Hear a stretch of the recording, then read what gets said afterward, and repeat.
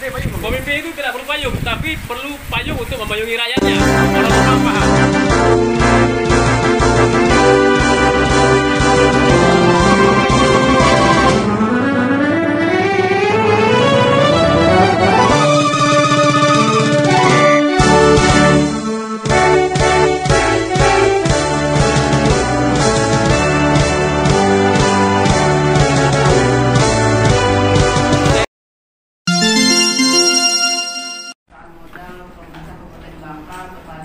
Assalamualaikum warahmatullahi wabarakatuh. Saya Dr. Zaril 810. Pastikan kita sehat, ramah paham. Sahabat kita masih di halaman halaman Facebook DPRD PKS. Kali ini tentang harmonisasi Bapemperda dengan OPD terkait untuk Raperda yang akan dilangsungkan sekarang. Selamat menyaksikan. Kami ucapkan terima kasih kepada mungkin ada kawan-kawan lain suara. Mohon izin, Bu Ketua. Ya. Assalamualaikum warahmatullahi wabarakatuh. Waalaikumsalam. Ibu Ketua Pimpinan Rapat yang kami muliakan, serta seluruh anggota Bapemperda yang saya hormati, dan seluruh OPD yang hadir, dan juga Sekwan, serta staf dari Sekwan yang juga hadir. Terima kasih banyak sudah hadir pada saat ini. Saya langsung saja mewakili pertanyaan dari Pak Marianto. Ini saya lebih enak buka masker sini. Nah, Pak Marianto menanyakan tentang, beliau minta izin Bu Melda karena ada kegiatan BIMTEK di Jakarta sehingga harus berangkat hari ini. Jadi Bu Eli dan Pak Haryadi, Pak Didi, beliau menanyakan tentang kontribusi multi efek secara sosial maupun ekonomi terhadap rakyat Bangka dengan modal yang sudah kita tanamkan. Bukan kita, maksudnya modal yang sudah di Pemkab Bangka tanamkan 34 miliar itu. Secara ekonomi ke usaha mikro, apakah ada peningkatan penghasilan penggiat usaha mikro ini selama 18 tahun? Karena saya lihat tadi mulainya 2003, jadi sudah 18 tahun lebih investasi di sana. Dan kemudian secara sosial, apakah ini ada gejolak-gejolak atau ada penenangan dari masyarakat? Karena sepemahaman saya sampai saat ini, untuk yang berbau, mohon maaf, ini mungkin konteksnya agak beda secara nasional, karena secara agama Islam dan setahu saya agama lain juga, hal yang bersifat riba atau bunga uang ini menimbulkan gejolak di masyarakat, sehingga kita sadari waktu beberapa tahun yang lalu masyarakat untuk nabung di bank syariah pun tidak mau. Nah, apakah ini sudah diantisipasi oleh Pemda? Kemudian itu mewakili Pak Marianto. Sekarang mewakili rakyat yang memilih saya. Jadi maksud saya akan mengungkapkan pendapat ini. Nah, saya sudah baca tentang kajian investasi ini, Pak Didi dan Bu Eli serta kawan-kawan semua. Dan memang menggiurkan. Dari situ saya catat ada selama 18 tahun yang seperti Pak Didi sampaikan tadi sudah balik modal.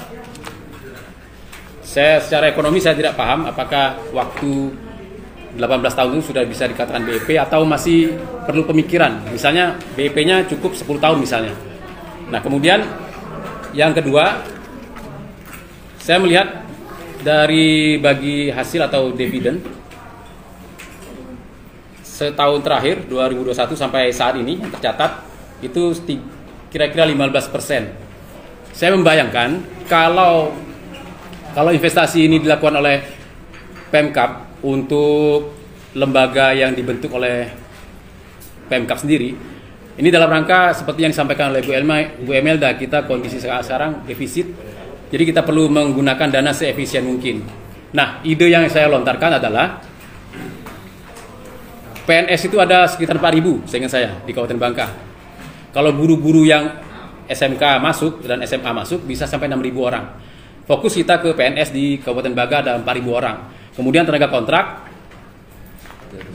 3.500 ya. Nah, 3.500 itu jumlahnya sudah 7.500. Kalau masing-masing diberikan saham, saya tidak tahu apa namanya. Saham ini milik Pemda, tapi sesuai dengan jumlah PNS dan anggota honorer tadi, tenaga kontrak, satu orang 1 juta, maka cukup 7,5 miliar Pemda Bangka mengeluarkan biaya. dibandingkan, saya mohon maaf, ini saya paham betul bagaimana kondisi Bangka saat ini perlu dana besar untuk membangun, tapi dikaitkan dengan gejolak di masyarakat dan pertentangan antara riba dan non riba ini, kalau 7.500 juta itu satu orang 1 juta dibiayai oleh Pemda 7,5 miliar, dan untuk kebutuhan sembako sudah saya hitung tadi, kalau 1 bulan satu orang PNS dan tenaga kontrak itu dengan keluarga perlu biaya 2 juta saja untuk biaya kehidupan mereka, maka perlu modal 15 miliar. Bukan modal, perputarannya 15 miliar per bulan. Anggap saja keuntungannya 10%, terlalu besar lah, 5% saja. Itu sudah 750 juta. Betul? Tidak sampai ya? 10%, 1,5 miliar. Iya, betul kan? 750 juta. Nah, 5% keuntungan itu kalau kali 12 bulan, sudah jadi 60%.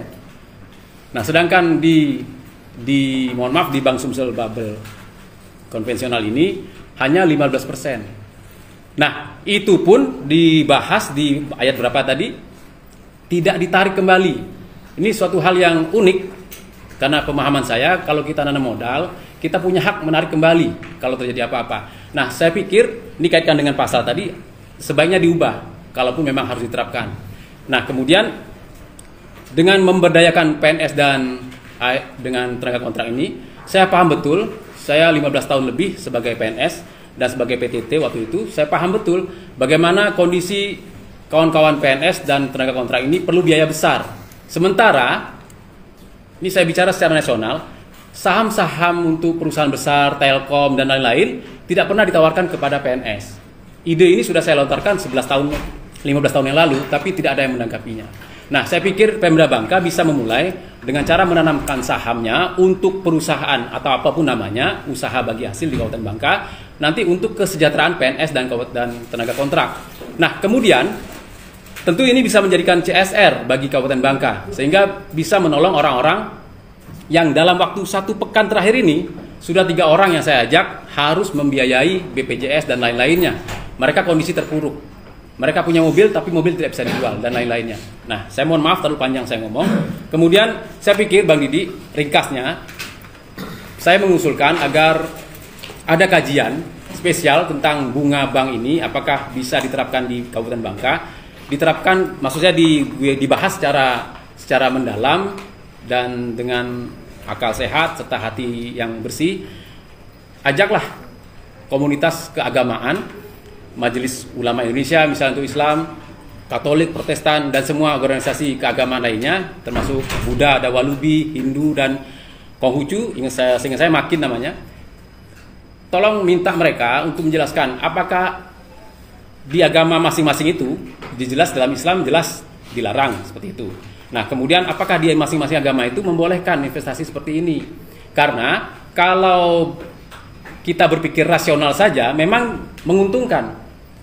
Nah, tapi ibaratnya seperti ini. Ada sebuah restoran yang jelas menulis ayam goreng halal disembelih oleh orang ini semacam. Satu lagi rumah restoran sebelahnya, harganya lebih murah.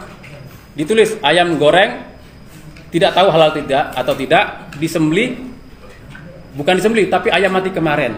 Saya yakin orang yang sudah berpikir normal akan berpindah, akan makan di tempat restoran yang ada tulisan halal tadi.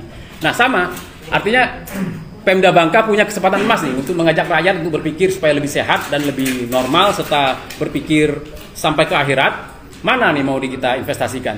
Ini kan uang rakyat istilahnya, walaupun rakyat tidak mengeluarkan uangnya, tapi istilah uang rakyat ini akan kita pertanggungjawabkan bersama, bukannya oleh Pemkab, tapi juga kami DPRD.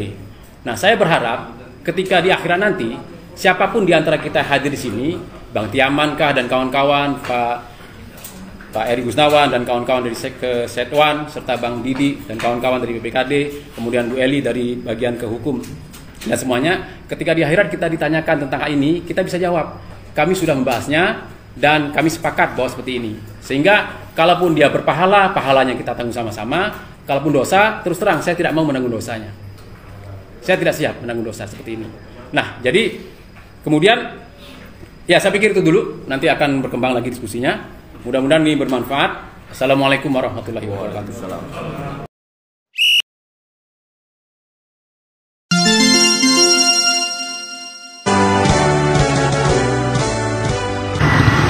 Baik sahabat-sahabat kita, mohon doa barokah, nasihat dan dukungan.